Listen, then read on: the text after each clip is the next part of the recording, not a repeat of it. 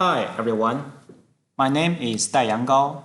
I am currently a postdoctor in Nanjing University of Aeronautics and Astronautics, Nanjing, China. I'm really honored to take part in this mini symposium on applications of the TCD at the first virtual European Conference of Fracture on behalf of my supervisor, Professor Wei-Xin Yao.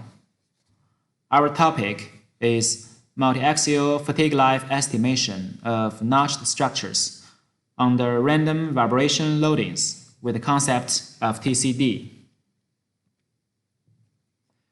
Over the last 30 years, Professor Wei-Xin Yao and my colleagues have been working on fatigue behavior of materials and structures under uniaxial and multiaxial loadings, as well as constant, variable, and random vibration loadings.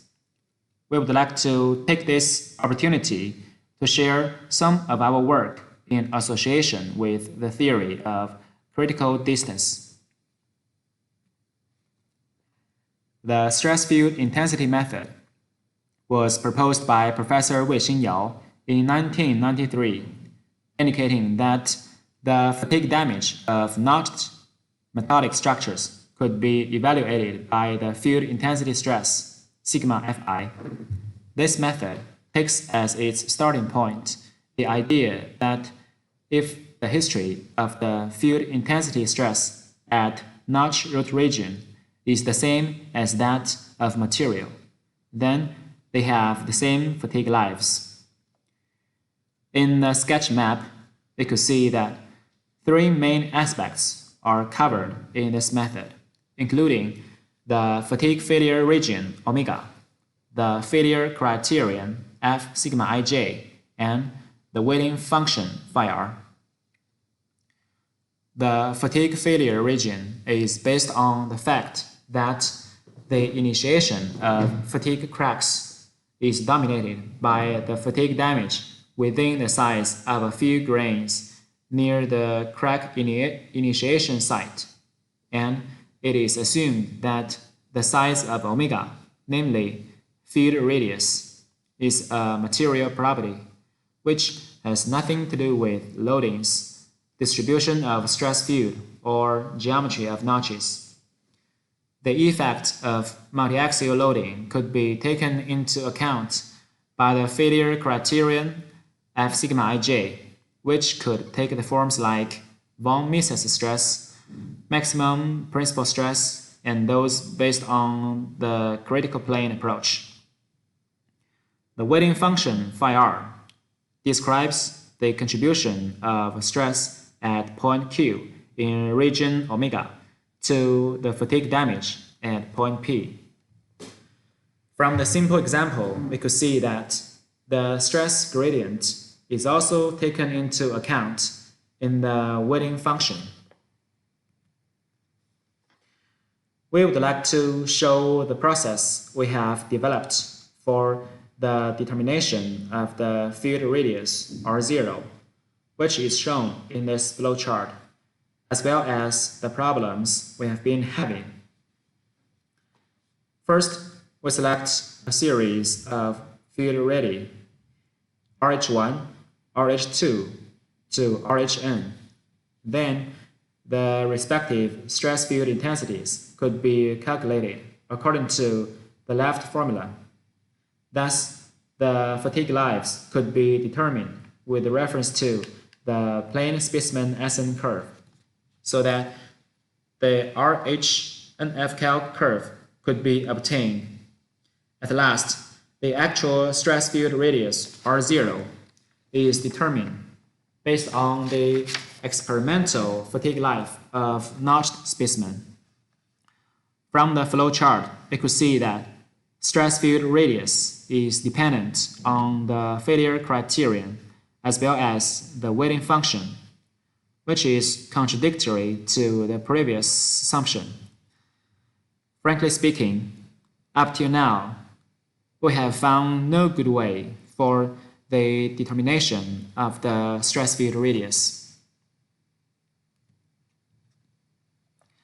Luckily, this problem is well explained by Professor David Taylor and Professor Lucas Smell in their theory of critical distance, which takes both the range of the threshold value of the stress intensity factor, kth, as well as the plane fatigue limit, delta sigma 0, into consideration.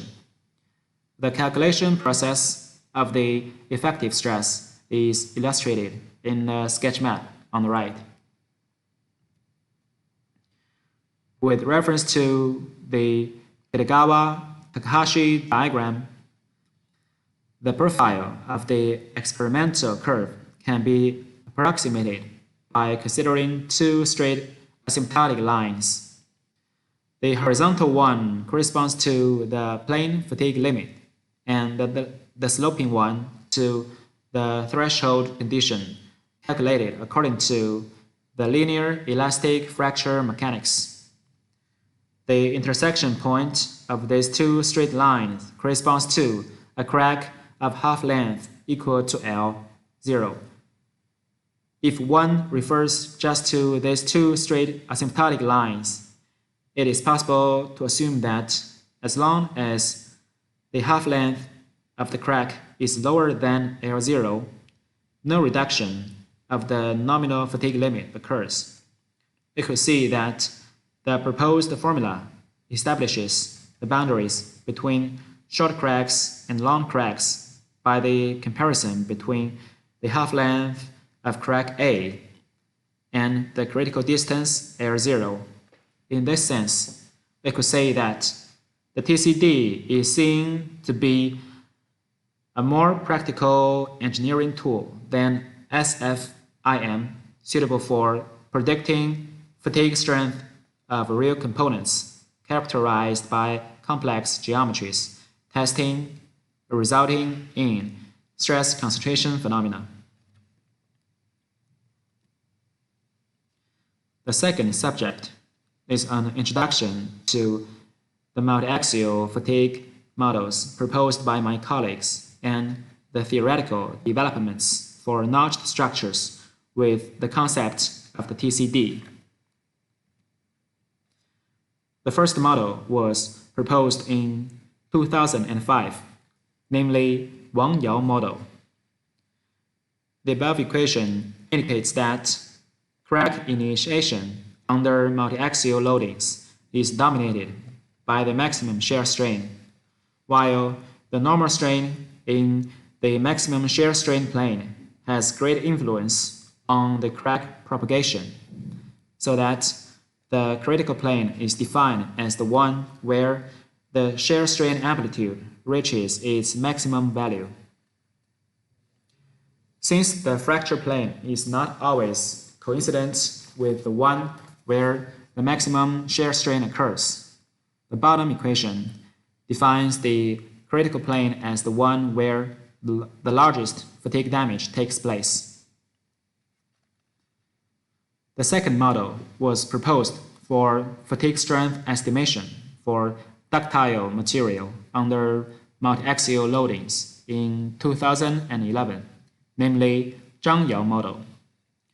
It defines the critical plane as the one with largest shear stress amplitude, where under the assumption that shear stress amplitude Ca star and maximum normal stress Nmax star on the critical plane are the dominant parameters, where the effect of mean normal stress can also be taken into account.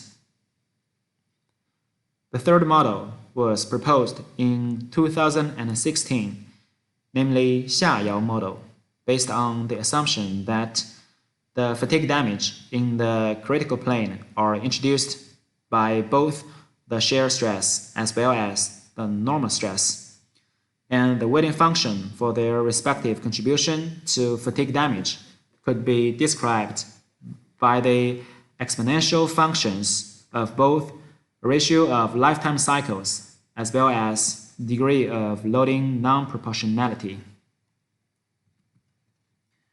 Based on the theory of critical distance, Zhang Yao model is developed for fatigue strength estimation for notched structures under multiaxial loadings. It is assumed that when the shear stress amplitude at distance L from the notch root along the critical plane under real nominal fatigue limit loading equals the shear stress amplitude in the critical plane of plane specimen under uniaxial fatigue limit loading, the critical distance L star over 2 could be determined so that fatigue failure occurs when the characteristic stress at this point equals the shear fatigue limit of plane specimen. The characteristic stress is reformulated both according to the point method and the line method. The third subject is application of TCD on the multiaxial fatigue life estimation under random vibration loadings. Denoting the random process of stress vector S star T, an equivalent stress SEQ could be reformulated based on Zhang Yao model in matrix form. The power spectral density, namely PSD, of the equivalent stress could be derived in the frequency domain, characterizing its distribution of vibration energy as well as its stochastic properties. Regarding notched structures, the frequency domain model could be reformulated both according to point method and line method. We can see that in point method, the PSD of the reference stress equals the PSD of the equivalent stress at distance L star over 2, while in the line method, the PSD of the reference stress equals the average of the real parts of the cross PSDs of stress at distances R1 and R2 within the range of 2 L star. Once the PSD of the reference stress is obtained, the probability density function of stress rainflow amplitude could be calculated, and the fatigue life is given by the spectral method originally developed for uniaxial fatigue life estimation under random vibration loadings. The multiaxial fatigue life estimation methods for materials and structures under random vibration loadings are experimentally verified by the random vibration fatigue experiment on the thin-walled cylinder with slots on the side, and applied on the lifting lugs of a missile where fatigue cracks were observed during testing. Since time for the talk is limited, the details of our models are not included in the PPT presentation. Neither are the experiment verifications, the numerical analysis results, nor the application on real engineering structures. That's all of my talk. If you have any questions or suggestions, please do not hesitate to contact us. We're always open for discussion and cooperation.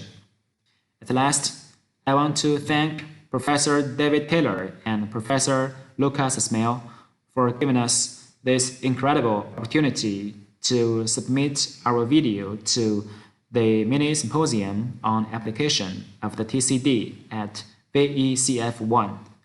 I wish everything goes well with your work and your life.